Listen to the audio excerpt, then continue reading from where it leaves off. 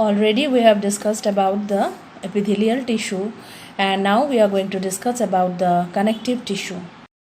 So as you can see here, the connective tissue are loosely spaced. They are embedded in the intercellular matrix. So now I'll tell you why these tissues are called connective tissues. Because these tissues connect the different organs of our body. And these tissues are loosely spaced, they are embedded, they are fixed in some intercellular matrix. And this matrix can be jelly-like or fluid, or they can be dense or rigid. So what is this jelly-like? This is soft and fluid, like a liquid but slightly heavier than the liquid. It can be dense, is heavier, and it can be rigid or fixed. So in this we can see that. Now let us see that blood is a connective tissue. Blood is an example of connective tissue. So as you can see, now here we will study about blood. Blood is an example of connective tissue which is having liquid matrix. Okay, and blood consists of liquid part which is the plasma, and in the plasma there we can see the blood cells like RBC, WBC and platelets. The plasma will contain proteins, salts and hormones. So in the blood, the matrix that we can see is liquid. It flows from one place to another, and it has the plasma, and also it has the cells, that is the red blood cells, white blood cells and the platelets which are suspended in the plasma. What does plasma contain? Plasma contains proteins, salts and hormones. So blood flows through the places which helps in transportation of gases and also digested food, hormones and the waste matter from one part of the body to the other. Now after blood comes the bones. Bones forms the framework to support the body. You all know that bones are present in our body for supporting. They help us to move also, and they are attached to the muscles to support the main organs. They are made up of hard matrix. Already we have discussed about the matrix. The main part of the tissues where they are embedded is the matrix, which is hard matrix in the bones to give the bones its proper shape and rigidity. So this is another type of connective tissue, which is the bones, helps us to move from one place to another. Next we come to the tendons, which connects muscle to bones. This type of connective tissue connects muscle to bones. These are fibrous tissue and they have great strength. So now we have discussed about bones, ligaments and tendons. All are connective tissue. Next is a type of tissue which is called cartilage, which is having wide spaced cells, contains proteins and sugars. They are present in the nose, ear, trachea and larynx. Another type of connective tissue, as you can see here, is the ligament. This is the tissue which joins bones to bones. Two bones are joined together by the help of the elastic tissue which is called the ligament. So this tissue is very flexible and it has strength also, and this has very little matrix, and these ligaments are also elastic.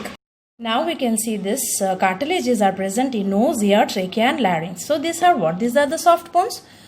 You all know that cartilages are present in the nose. So you can just touch the nose and feel that they are the soft bones. So they are present in the ear also, you can feel it, and the trachea, the soft bones that are present which are called the cartilages. They are made up of what? Proteins and sugar, and they are wide spaced cells. Okay, so we have got what? Blood, bones, ligaments, tendons and cartilages as grouped under the connective tissue. Some more are there, let us see. See, you can see here areolar connective tissue. These tissues are present between the skin and muscles. They are around the blood vessels also, and they are present along the nerves and the bone marrow. So what they will do, they support the internal organs and they also repairs the tissues. The areolar connective tissue also helps in repairing. So these tissues, the areolar connective tissue, where are they found? Between the skin and muscles. They are also found around the blood vessels. So what is their function? They support internal organs and also helps in the repairing of tissues. So again, what we have got under connective tissue? Blood, bones, ligament, tendons, then cartilage, then areolar connective tissue, and the next one is the adipose tissue, which is a layer of fat. So these fat storing tissues are called what? Adipose tissue. They are situated below the skin and they are fit with the fat. So whatever fat we are taking, if it is not metabolized inside our body, they will be stored in the body below the skin in the form of the adipose tissue, which contains what? The fat. And this layer of fat helps the body to just keep the heat inside. So it acts as an what? Insulator. So a person, if you're having a lot of fat under his skin, so this fatty layer will act as what? Insulator, will not allow the heat to escape outside. So this will act as an insulator. So we have discussed now about the different types of connective tissue. Now what is the basic function of the connective tissue? Is to connect each and every organ, like blood. So this is liquid, this can flow from one place to another, connecting different organs and performing its function of transportation. Clear? So and others like bones, ligament, tendons, these are a little bit harder and rigid. So they have their own functions to join the bones and also join the muscles to bones. And also the cartilage, which are the soft bones containing proteins and sugar. And the areolar connective tissue have special functions which are present around the blood vessels inside the bone marrow. They'll protect the internal organs. And adipose tissue stores what? Fat. So this acts as an insulator. Now we will come to the muscular tissue. So next topic is muscular tissue, where we can see this type of cells are elongated cells. That means they are elongated in both the sides. They are having contractile proteins, so they help the muscle to contract and relax. Okay, so what is the main function of the muscle? Is to contract and relax. So we will do this contractile proteins will help the muscle to contract and relax. Now the type of muscle, there are three types, mainly voluntary, which consists of skeletal muscles, then smooth muscles, which is involuntary, and the cardiac muscles. So now we will discuss about these muscles. Now voluntary muscles, these are also called the skeletal muscles because they are attached to the bones. And what they will do, they help in the movement. They help us to move from one place to another. They are present in the limbs, that is the hand and the legs, the skeletal muscles. They are voluntary. If you want to move from one place to another, we can move. So this is done by the voluntary muscles.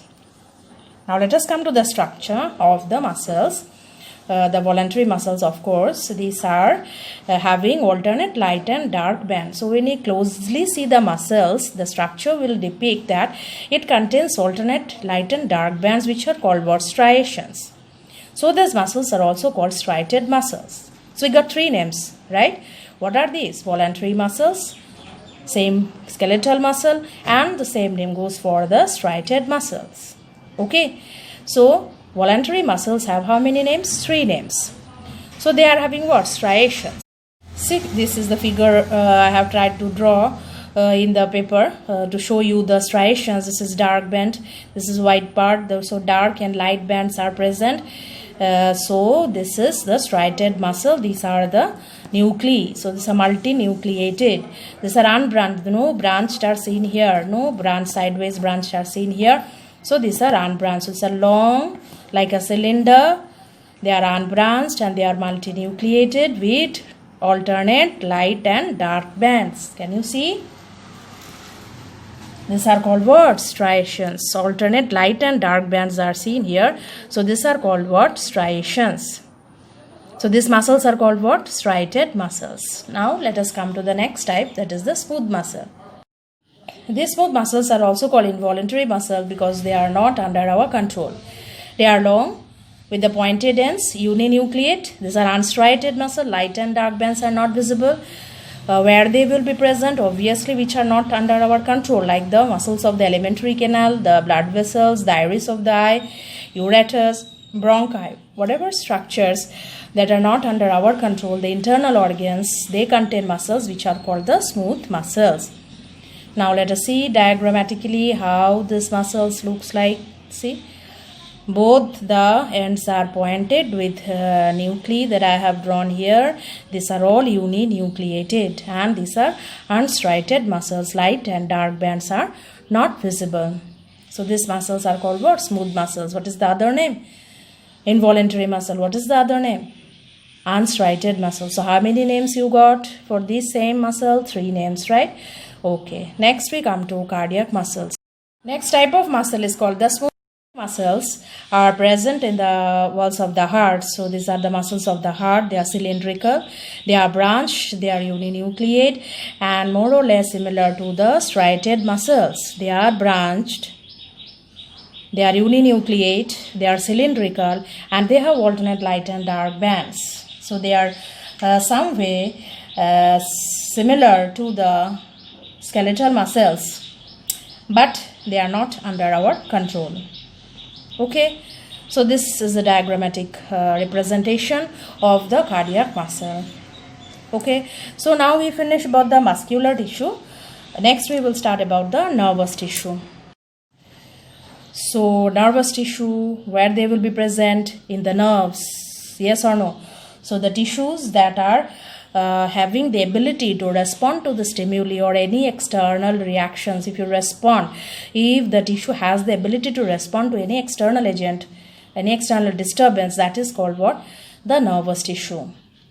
This has the power to be stimulated and then transmitting the stimulations to other parts of the body also. So these are the characteristic feature of the nervous tissue. And the nerve cell, the units are called what? Neuron. Nerves will be formed by combining together so many neurons. So what is the nervous tissue? They have the ability to transmit the stimulus, and then they transmit the stimulus very rapidly from one place to another within the body. So let us see the structure of a neuron, which is the unit of the nervous system. See, this is the cell body. These are the dendrites that I have tried to draw, and then this is the axon, the filament of the neuron. These are the orange color structure that I have drawn here is a sheath. This goes like this, SHEATH, sheath, which is a protective covering, and also these are the nerve ending. So some neurons will have this sheath, some will not have this sheath, and this protective layer will be absent in some neurons. But this is a generalized or typical neuron that you can see. It's a cell body, nucleus, a sheath, this is axon, and these are the nerve endings, and this is the these branches are called the dendrites. So this structure is representing what? The unit of nervous tissue, that is the neuron. So this neurons help us to transmit the impulses and tell us to what to do, how to react. This, suppose you touch a hot object, and that hot object is very hot, and immediately what you will do, you will remove your hand, yes or no? So you are touching a hot plate, immediately what you will do, you will try to remove your hand and immediately remove it. This is done by the impulses that are carried by the neurons to the brain, and from the brain the reaction is carried to the site of action. So this is done by the nervous tissue, and the unit of nervous tissue is what? The neuron. So by this we complete the chapter of the tissue, and if you have any doubt, you can just message me in my number. And in the next class we will be discussing about some of the important questions related to this chapter. Before that, please revise the chapter once and try to follow the videos so that you can link it up with the chapter that you are studying in your book.